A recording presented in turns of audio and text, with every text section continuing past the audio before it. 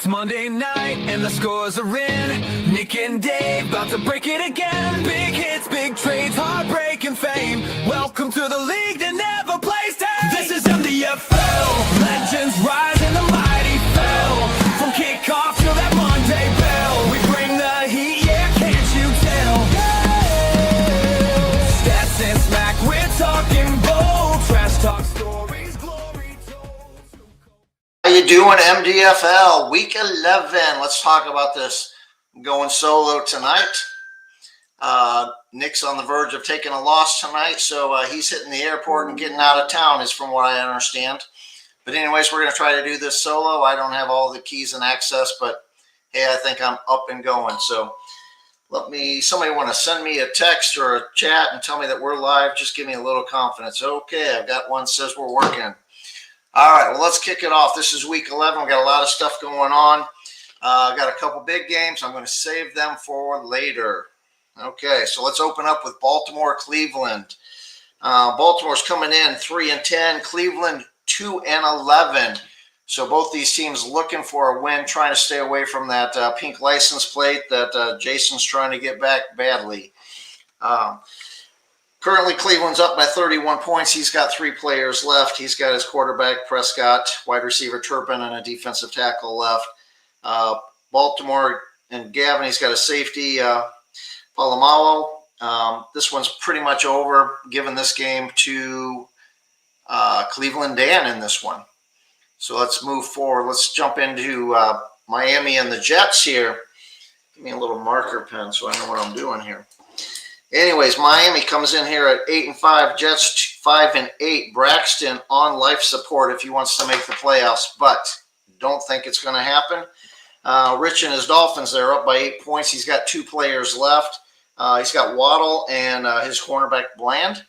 The Jets got 1 player left. Not liking it. Lockett is his wide receiver. He'd be lucky if he gets a couple 3 targets tonight, but not going to be enough to overcome. Miami Rich is going to take this one. Should take it very easily. So 8 points. We're going to give a win to Miami Rich on that one. Staying in the AFC East here, we're going to jump to Buffalo and New England. I told you Buffalo was a good team. Been telling you that all year long. Much better than his 7-6 record. Joey and his Patriots come in at 8-5, grasping, trying to hold on to a playoff spot, and it is slowly drifting away. So in this game here, we see Buffalo up by 129 points. I think Joey needs probably about another, maybe 10-9 players, but he's only got 3 left. He's got CeeDee Lamb. He's got Trey Tucker, 2 wide receivers. He's got his kicker. Not going to be enough to come over 129 points. Buffalo's still got his kicker and defensive end Crosby, who ought to get to Dak a couple times yet tonight. So Jeremy's going to get the victory here, jump to 8-6. Same record as Joey on 8-6. We'll get to playoff seedings in a little bit. We'll see how this is going to play out very well for Jeremy. So next game we're going to go on to, let's go on to Jacksonville, Indianapolis. Jason. Hey, Jason, at least we have a solid lineup. There is no infractions on this one. You do have 21 starters, so very pleased. You put up 149 points. Not enough to play with Jacksonville, Jaguars, and Eric. Eric comes in this game 10-3. He's got 2 players left. Not that they actually matter because he's up by 89 points, but he's got Bowers and his safety Chin left. Jacksonville's going to go to 11-3, and technically I probably could have called this last week, but Jacksonville has actually already won the AFC South, so he's already in the playoffs. But with the movement in the Pittsburgh-Cincinnati game, he is going to move. Jacksonville's going to move back up to the number 1 tie for that number 1 seed. May come down to points.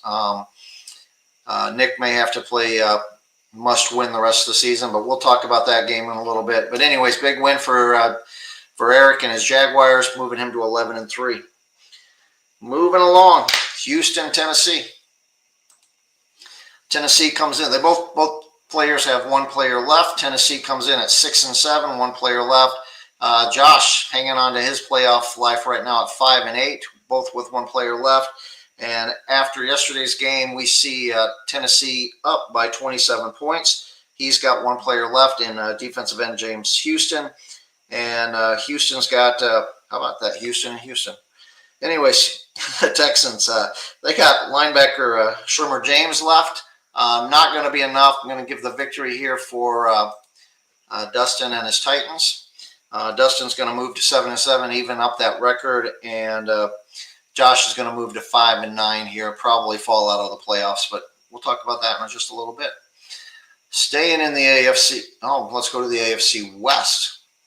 AFC West, this game is final. We can call this one. We've got the Raiders coming in at 3-10. Chargers, Jared and his Chargers at 7-6. Aaron's up by 4 points, 273 to 269. He's got two players left. Aaron's got, I got to say this name, Kai Blue Kelly. Did not know he was a player until I looked that up today. But anyways, he's got his cornerback, Kai Blue Kelly, up, and his new defensive tackle playing in Dallas, Quinion Williams.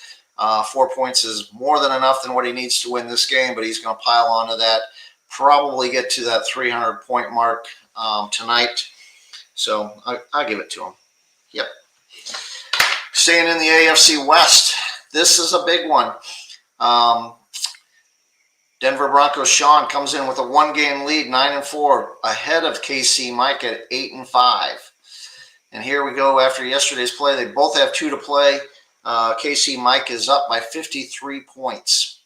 Up by 53 points. He's got two players left. Mike's got his coach left and linebacker Devin White. And Sean's got wide receiver Pickens and a defensive end and Javoni Clowney, both playing tonight. Not going to be enough for Denver Broncos to catch KC Mike on this one. So I think the 53 points does hold up. KC Mike will get the win here. They're both going to end the week at 9-5. There's 2 weeks left. There's 3 games to play. If it stays like a tied record, it goes down to points. Sean owns that tiebreaker right now. But anyways, the AFC West gets a lot tighter right now. Both these teams are going to be 9-5 when we're done, and both in the playoff hunt, and we'll talk about that one in a little bit later. Let's move to the NFC North. The NFC North, we find another game that is complete. Green Bay Packers come in at 7-6. Detroit Lions and Jordan come in at 8-5. Jordan not currently on that one-game losing streak. He was just on top of that NFC North just a week ago, and it's slowly going away. Jordan is out of players. He's stuck at 302 points for the week. And Green Bay Mike, he's got 305, which is enough to win this game. He's got one player left. That's linebacker Logan Wilson. So when this game is all done, both of these teams are going to be 8-6, and that NFC North is going to be getting even tighter because we're going to look at this next game. And the next game here, we got Chicago and Minnesota. Hayden coming in at 8-5 and in a playoff spot, facing Chicago Bears Mike, who is having the fire sale of the year and accumulating draft picks like no other. Minnesota's up by 39 right now. Hayden's up by 39. And he's got one player left, CeeDee Lamb, good player to have left on a Monday night when you need some points, but he really doesn't need them.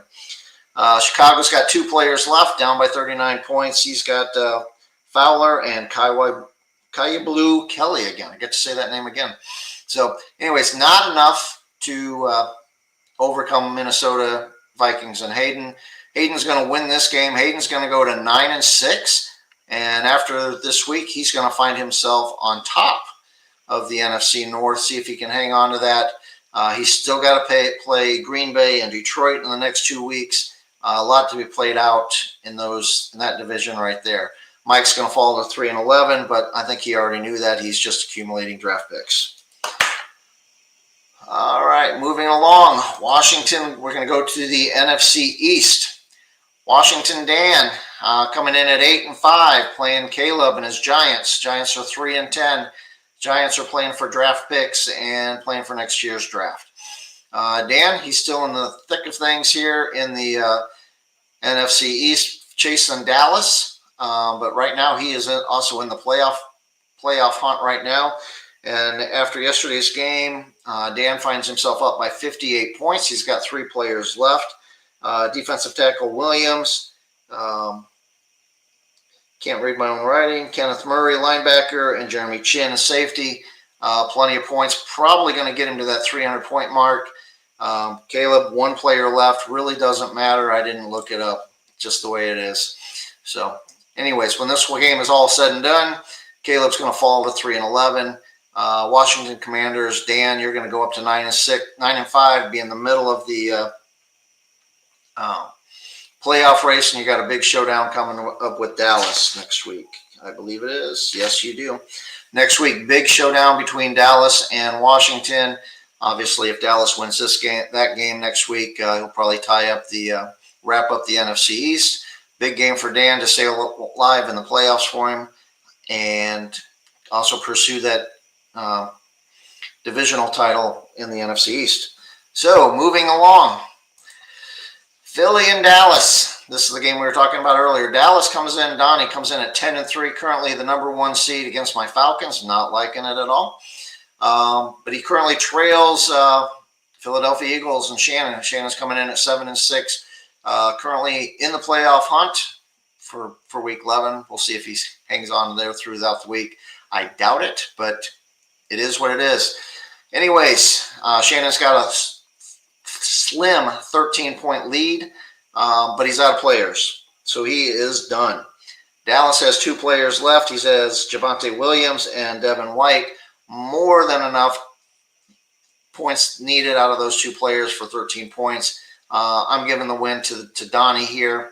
He's going to move to 11-3, and Philly, Shannon, he's going to fall to 7-7 and be clinging on for a playoff spot later with 3 games left. So, again, I've already highlighted Dallas and Washington. I've got a big game next week. Dallas wins that one next week. They could wrap up the NFC East. Oh, do want to point out here, can't overlook it. Shannon has Myles Garrett. He goes off for 4 more sacks again. Another 49.9 point weekend for him. Just absolutely ridiculous, the numbers that Myles Garrett is throwing up right now. Crazy, crazy, crazy. All right, headed to the NFC South, where I like to reside and be the king of. We have Carolina and Tampa Bay. Carolina still putting in a quarterback every week who's getting him 0 points, but not going to work this week. He finds himself on top of Tampa Bay by 64 points. He's currently ahead of 64. He's, believe it or not, Carolina Flick, he's actually got an outside chance at a playoff spot. He's still alive. But anyways, he finds himself up 64 points in this game. He is final, and he is out of players. Dustin and his Buccaneers come in at 3-10, probably playing for a lottery pick in the draft. He's got 3 players left, 3 good players. He's got a kicker. He's got Genty and Prescott. I'm not sure, though, Genty and Prescott is enough to come up with 64 points. Not really seeing it tonight, so I'm giving the win here to Carolina. He's going to go to 6-8. Tampa Bay, Dustin, sorry, dude, you're going to fall to 3-11. So let's move on to the NFC West. Here we got San Francisco and Seattle, both of them coming in at 6-7. This is really a battle for the number 2 spot to see who's got a chance to take down Arizona, Jeff Free. And right now we find Matt on top of this game. He is currently up by 69 points. He is final and out of players. Josh and his Seahawks chasing 69 points. He's got 1 player left, and that's Deron Bland, a cornerback. Not going to come up with 69 points out of your cornerback. Josh probably going to fall to 6-8. Well, he is going to fall to 6-8. San Francisco, Matt, you're going to go to 7-7, and you have got a big showdown with Jeff Free and his Arizona Cardinals, which we'll get to that game right now. So here we go. We got the Rams and the Cardinals. The Cardinals coming in at 8-5. Jeff is 8-5 on top of the NFC West, trying to squeak out a win with only 249 points. I wish I had that type of competition that I'm playing. LA's Rams and Scott. He's 5-8. He's down by 49 points, but he's got 3 players left. He's got Bowers, Crosby, and the Raiders offense. I do like the fact that he's got Bowers and Crosby. They're averaging 21 and 19 points. That's 40 points. Off the Raiders' offense, they're only averaging about 6. That puts you at about 46 points if they hit their averages. I'm gonna give you the benefit of the doubt, Scott. You do have a chance to pull this game out, especially if they go heavy to Bowers tonight, and Crosby has a game going against that Dallas offensive line. So I give you a chance. Won't write you off now, but Jeff, you really need this win to stay ahead of Arizona, or else you've got a dogfight next week with San Francisco in that NFC West. Now the games we want to talk about. Guess I'll talk about my game. I'm coming in Atlanta, New Orleans. We're both tied at 9-4. This was a big showdown. Winner takes a 1-game lead in the NFC South. New Orleans Saints coming in with Brent. He throws Josh Allen out there at me, and Josh Allen does what Josh Allen does. 3 passing touchdowns, 3 rushing touchdowns. Although he did throw 2 interceptions, balance things out, but he still goes for almost 56 points. I played the wrong quarterback again. Justin Herbert, however you want to pronounce it. I pronounce it Herbert because of Bobby Herbert. And my quarterback puts up a whopping 5 points, but luckily I've got some depth and some defense that's going to carry me. I'm currently up by 76 points. Got my defensive tackle left. He's got George Pickens, who's averaging 20 points. When this dust settles, I'm going to take the 1-game lead in the AFC South, or the NFC South, excuse me. And Brent's going to fall to 9-5. And we're going to look at a little bit later. That 9-5 is going to get really muddy for that number 4 seed that he's after. But let's move to the game we all want to talk about. Cincinnati Nick, he's not here tonight. He is out. He's about ready to lose the game. Last I heard, he's at the airport ready to get out of town, can't handle the loss. I don't know, something like that. Anyways, we have got ourselves a great game here. Cincinnati's 11-2 coming in with the 1 seed. Justin is just two losses behind him in the loss column, coming in at 9-4. Might have the number 4 seed already sewn up, but he's going after more, trying to win that NFC North. And what we've got here right now is we've got Justin up by 37 points, both with 1 player left. Cincinnati Nick, he's got Devontae Adams playing, the wide receiver. And Pittsburgh, he's still got Genty, the old I Dream of Genty. We'll put him over there. Just a couple highlights about this game. For a point total right now, this says a point total of 406.97 points. That is currently the 746 points. 746 points, which is currently the 9th highest scoring game we have ever had. So I will point out that if they can come up with approximately 41 points, which really isn't that difficult with Adams and Gentry. Anyways, but if those 2 players come up with 41 points, that will be the highest scoring game that we have ever had.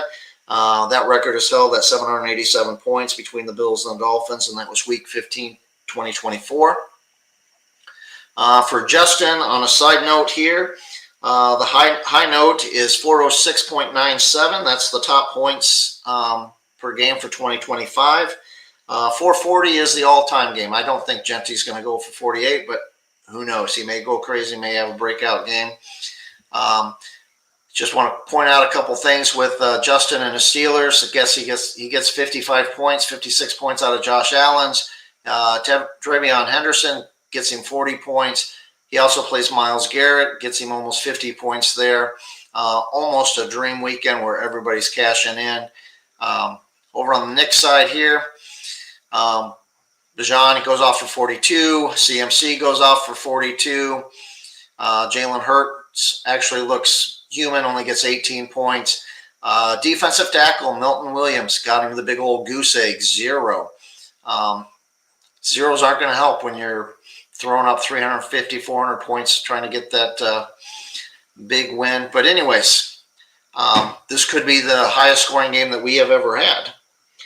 So that's one to watch. So what I did was I went through and I looked at the playoff records, where we're going to stand right now, and the games that I'm calling, not calling. I'll start in the AFC. Jacksonville, giving them a win tonight. They're both going to pull it 11-3 with Cincy. So that's your 1 and 2 seed right there, sitting at 11-3 right now. Nick and his Bengals have got the tiebreaker in points right now, even though Jacksonville has the tiebreaker, should have a tiebreaker because they actually beat Nick. But our bylaws say we go by points. Don't like it, but that's the way it is. Talked about it a couple years ago. Number 3 seed up in the air. Well, number 3 seed with currently Denver coming in at 9-4. He's going to fall to 9-5.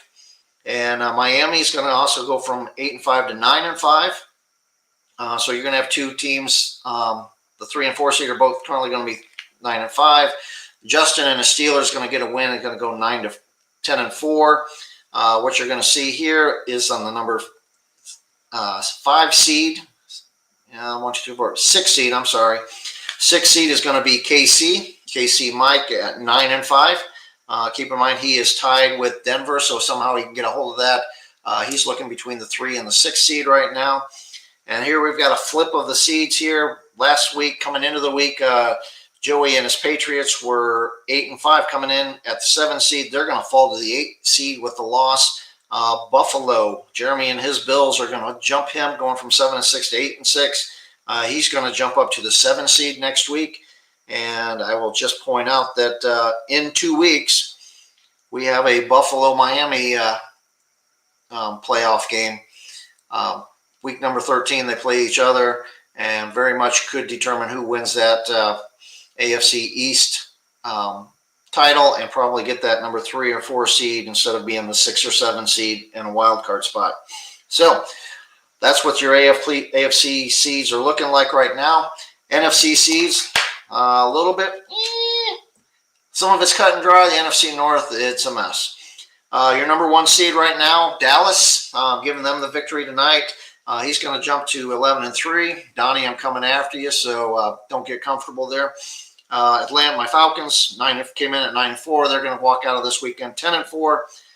And here's where it gets complicated. Currently, Detroit came into the with 8-5 on the week. With a loss right now, they are going to be the 3 seed. They are in jeopardy of falling clear down to the 8 seed, and we'll get to that in just a second. Arizona coming in at 8-5 at the 4 seed at the beginning of the week. If he wins, he's probably going to jump up to the 3 seed. If he loses, probably going to hang on to the 4 seed, but it's going to get a lot tighter out there in the NFC West. New Orleans, New Orleans, Washington, and Minnesota, your 5, 6, and 7 seeds. Let me back that up. Your 5 and 6 seeds are going to go to 9-5. So both New Orleans and Washington are going to go to 9-5. And here's where it gets interesting. Minnesota came into the week as a 7 seed. Hayden coming in at 7 seed. Hayden, I'll give you a little bit of love. But anyways, you're going to jump up to the number 3 or the number 4 seed and being on top of that NFC North right now, being at 9-5. But don't get too comfortable there. You still have to play Minnesota. Minnesota has to play Green Bay and Detroit in the next 2 weeks. Like I said, a lot to be played out in the NFC North. Green Bay Mike came in at the 8 seed at 7-6 at the beginning of the week. With his win, he's going to go to 8-6. He's going to slide into that 7 seed right now for the playoff spot. And again, he still gets to play. Green Bay still gets to play Minnesota and Chicago left, so there's still a big game. Green Bay is pretty much in charge of their own destiny. And why that is important, Green Bay has one of the, I hate to say it, but I'll just say it. Green Bay's got one of the largest PPs in the league. Point potential. He has got the team to put up a lot of points throughout the league, so he is a threat if he makes it in the playoffs. Philly coming in at the 9 seed, 6-7. He's going to walk out of this week probably at 6-8. San Francisco, you came in at 6-7. You're tightening things up at 7-7. You got that big showdown with Arizona next week. So just to look at ahead of, get a little bit ahead of next week. Week 12, we got a couple big matchups. We got the Green Bay Minnesota game. Those two play each other. Could definitely, I believe that if Green Bay probably wins that, they probably jump back into that 1 seed or the top of the NFC North. Minnesota wins that game, goes a long way for him wrapping up that division and a playoff spot, and might even put the dagger into Green Bay Mike's playoff hopes. So I have Washington, Dallas. Donnie needs that win right there to continue to stay onto that 1 seed because he doesn't want to be playing, because looked at his roster today, he's got a lot of players on week 14 buys. So he wants to continue to get that number 1 bye. Washington wants to tie things up in the NFC East. Next week's a big step to do that. And then you've got the San Francisco-Arizona game, which also goes same for the NFC West. Not getting too far ahead of myself, but I already did. Week 13 games. I just started looking at the playoff spots and how they're going to play out. Week 13, we've got an Atlanta-Arizona game. 2 divisional leaders, both playoff spots. Could go a long way. I might, Arizona happens to lose that game. If I win it, I'm sure that San Francisco will be rooting for me on that one. That's why that San Francisco-Arizona game is so big this week. Week 13, probably one of the games to look at is probably the Miami-Buffalo game. That will probably be the AFC East division title game, if you want to call it that. We also have a Vikings-Lions game coming up in week 13. Also week 13, Steelers-Bills. 2 playoff games, 2 teams that are putting up a lot of points right now. Steelers got a little bit more of a cushion. They can handle a loss. Not so sure that Jeremy and his Bills can take a loss right now. But anyways, he got a tough matchup that week. Also staying in the AFC, we got a Jags and KC game. KC Mike will be looking for that game. The Jags he's probably going to have a top 2 seed regardless. Obviously, he's going to want to continue to win out, try to get that 1 seed. KC Mike's going to need that game to continue to stay and put pressure on Denver Broncos. The other games we got coming up, we also got Packers and Cowboys. Again, 2 more playoff teams. Already stated a lot. Mike can put up a lot of points. Donnie needs to win. Going to have to beat the Packers in week 13 to continue to stay in that number 1 slot. Again, I guess I will be rooting for Green Bay in that when it comes down to it, if I need to surpass Donnie. But anyways, and we also have the Minnesota-Washington game. So we have a lot of games, I think 3 next week and 2, 4, 6, 7 games in week 13. Total of 10 games left in the next 2 weeks with a bunch of playoff teams that are playing each other that have direct impact in the playoff race. So a lot of stuff going on in the MDFL, week 11. Goods and bads.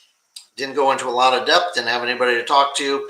Nick's gone AWOL. We've already explained that. Survivor 2. Take a look at Survivor 2 this week. Believe it or not, everybody survived. I think we're getting a lot better at picking winners and moving on. So Survivor 2 will go on to week number 12 with all, I believe there was 10 people playing. So I think we're playing for $250. The pick'em games, let me pull that up real quick. Let me find that. Give me a second. Pool picks. Here we go. Pool results. Best week so far. Cleveland Dan with 12 picks. 12 correct picks. Cincinnati Nick with 11 correct picks. And then Jordan, myself, Dustin, and Brent all with 10 correct picks on the week. Put your year-to-date totals with Cincinnati Nick on top with 111 victories. New Orleans Brent at 110. Myself at 109. Cleveland Dan at 108. And Tampa Bay Dustin pulling up the rear at 98. But anyways, within 5 games, you got Cincinnati, you got Nick, Brent, myself, Dan, and Jordan all within 5 games. And actually, if you want to call it, pretty much all of them, everybody's within a week of, what do we got? We got 16 games a week. So yeah, the magic number is 13. Even Tampa Bay is still and Dustin's still alive with that if he was to get them all right, and Nick would get them all wrong, but that wouldn't be such a bad thing either. So, anyways, sorry, but this is quick. Got to get some dinner. Doing this myself. I got nobody to talk with. Thanks, Scott. Appreciate it. Oh, I do have 3 comments. Maybe I should show it. Hopefully this is a quick show because I bored in 18 minutes. Got you, Nick. Nick, you must decline. Anyways, I'm calling it tonight. I got pickleball to go play. See you next week, week 12. A lot to be played out tonight. Most of the games are in control. Scott, I'm rooting for you. Hope you got there. Not really. I've got your draft pick, so maybe I'm not rooting for you. So anyways, do your best. Anyways, MDFL, I will see you next week. This is Falcon Dave the Dirty Bird, and I am out for the MDFL. See you next week. Later, guys.